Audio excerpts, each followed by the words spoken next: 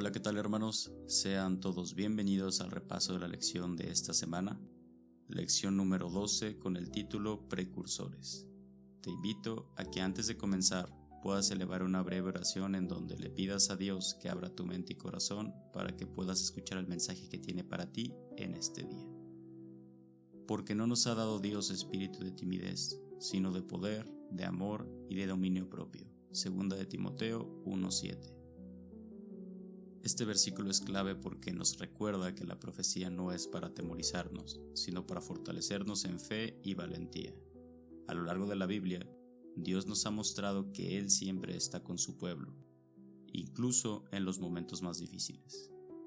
Jesús constantemente decía, no teman, porque el centro de la profecía no es la destrucción, sino la victoria de Cristo.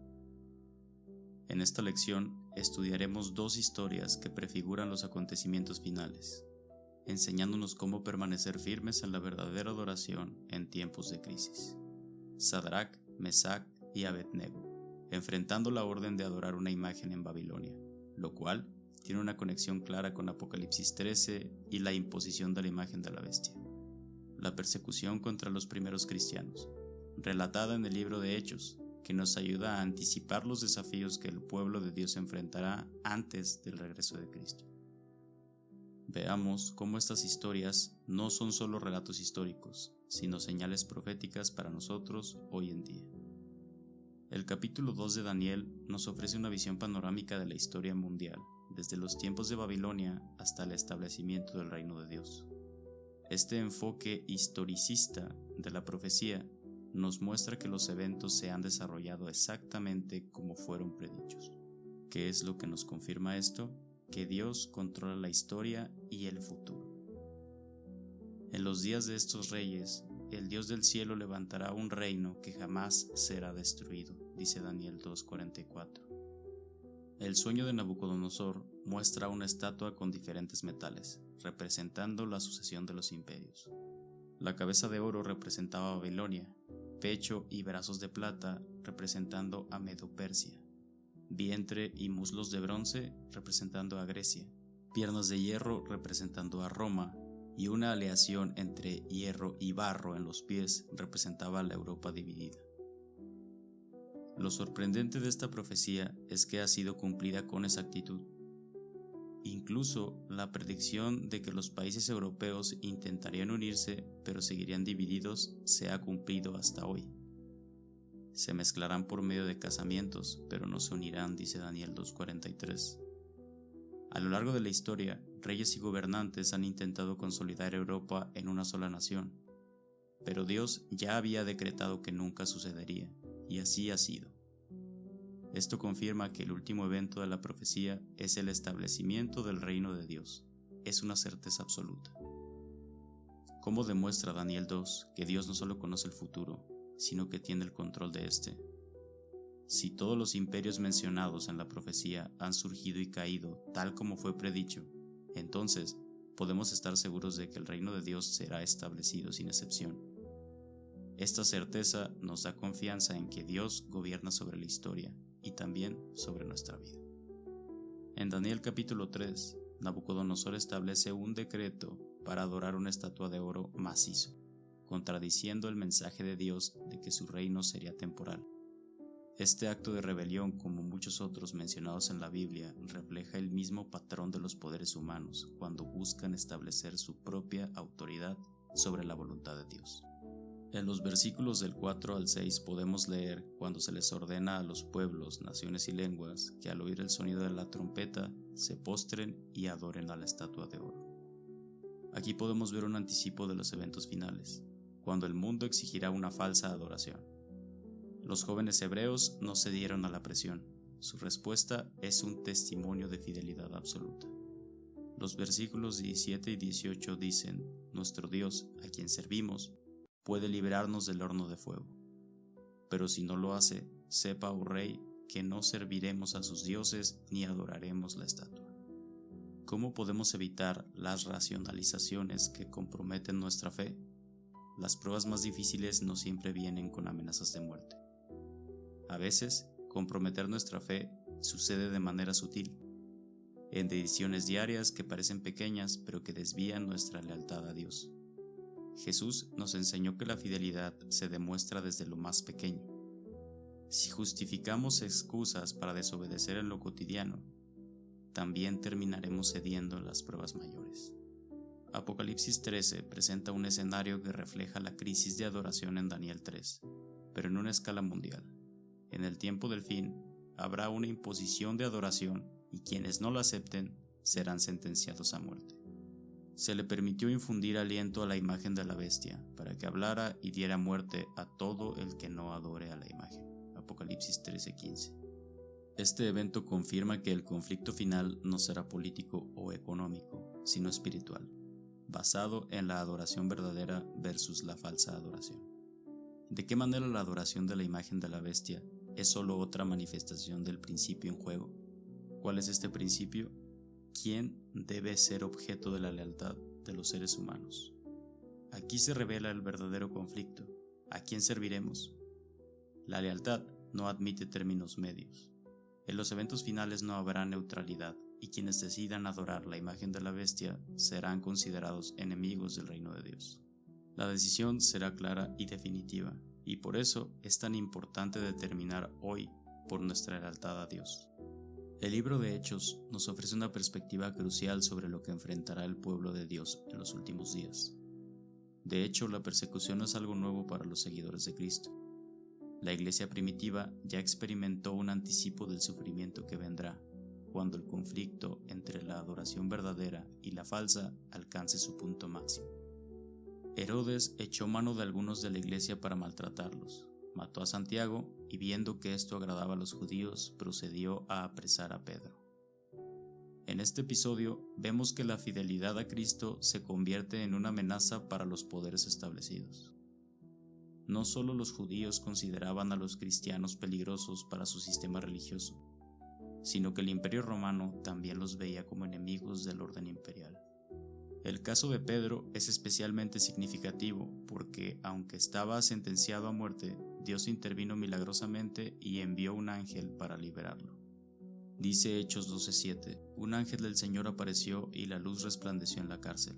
Golpeó a Pedro en el costado y lo despertó diciendo, levántate pronto, y cayeron las cadenas de sus manos.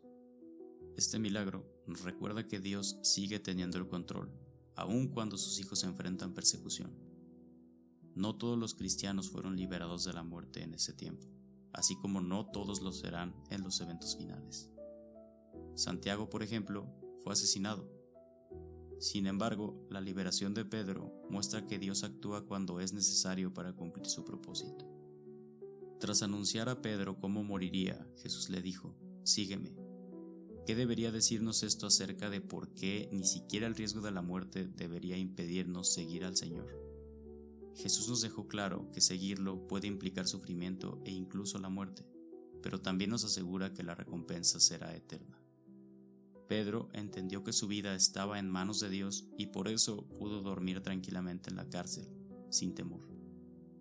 El mensaje para nosotros es claro: no temamos los eventos finales, sino confiemos en que Dios nos dará paz y fortaleza para enfrentarlos.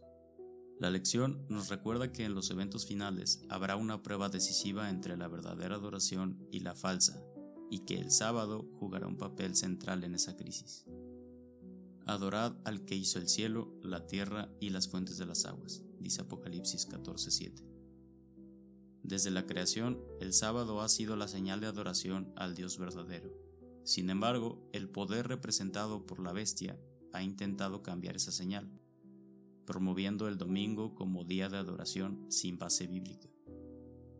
En los últimos días, la observancia del sábado será el centro de la prueba de lealtad. ¿Morir a causa de uno de los mandamientos de Dios? ¿Cómo podría alguien racionalizar la situación para procurar una escapatoria? Muchos intentarán justificar la desobediencia argumentando que el sábado no es tan importante, o que Dios no nos pediría algo tan radical. Sin embargo, en los eventos finales, la fidelidad será absoluta, y quienes sigan la marca de la bestia estarán directamente en oposición a Dios. La única manera de mantenerse firmes será confiando plenamente en el poder de Cristo. La lección nos invita a reflexionar sobre la protección divina en medio del conflicto.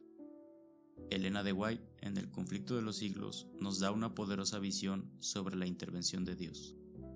En todos los tiempos, Dios se valió de santos ángeles para socorrer y liberar a su pueblo.